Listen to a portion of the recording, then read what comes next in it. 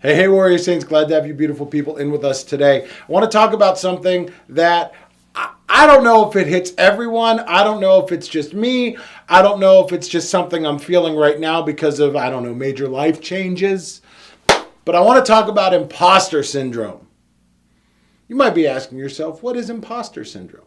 Well, I'm just going to give a rough, generalized explanation of it. As I understand imposter syndrome, I feel like it's when you are in a role and feel like you are not qualified for that role and that you don't actually have the skill set that is required to do that role, especially when it's a new role and you're trying to learn what that role is, and you might start to feel like a little bit overwhelmed, and there's the fear that goes along with something that's new and all of this stuff. And personally, like, you're just standing there wondering, hypothetically speaking, like, okay, when's the deacon coming out? And then you realize that you're the deacon.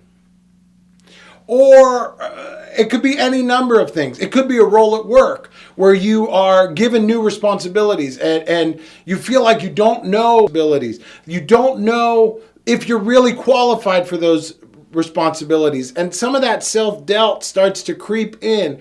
And I want to explore today this idea because is it necessarily bad to have this feeling of imposter syndrome?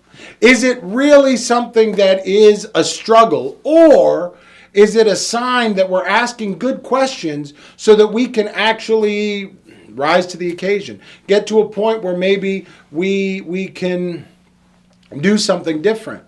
And I think that those are the two choices that are laid out before us in everything when we're faced with this idea, with this imposter syndrome.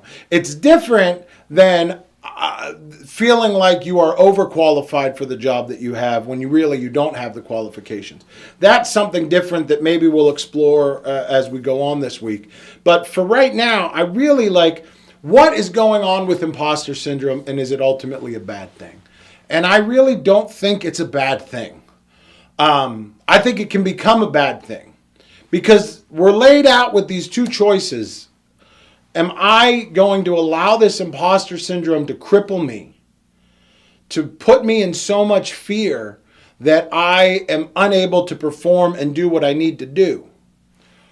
Or am I going to allow this imposter syndrome to kick me in the butt and put me into gear so that I go out to prove not only to myself but to everyone around me that I do have what it takes, I do know what I need to know, and I am able to do what I need to do to make all these things that are being asked of me happen.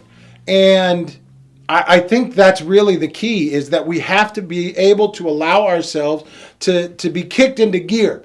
If we take this imposter syndrome and kick ourselves in the butt so that we get out there and do what we need to do so that we become better, so that we can grow, so that we continue to keep going and learning and striving to do all that is being asked of us, because somebody has the faith in us to actually put us in these positions to begin with, then I think imposter syndrome is a good thing. It's something that we should look for, and it's something that we should strive in everything that we're doing that we might overcome. Because ultimately, at the end of all of it, when we start asking ourselves, who am I? Do I really have what it takes to do this? The answer is always, I am a warrior saint.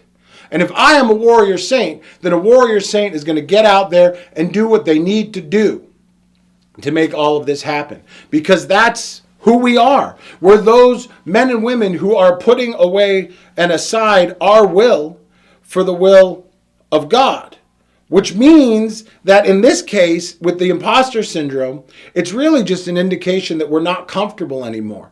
We're not really comfortable in the new role because we haven't learned everything that we need to and gotten used to what we need to do. We're striving to be comfortable being uncomfortable as warrior saints, as Father Chris always says. So that means that in imposter syndrome, as we're starting to feel that discomfort, let's get out there and overcome it, learning and doing all that we need to do so that we can make it happen, Captain.